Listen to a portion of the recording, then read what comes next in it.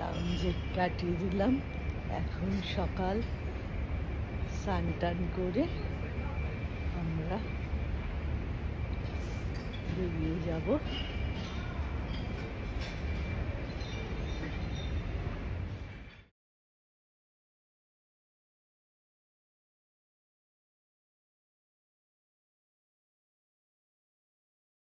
সাডো কেকার্স Rai and charcoal দিয়ে তৈরি, অপূর্ব খেতে।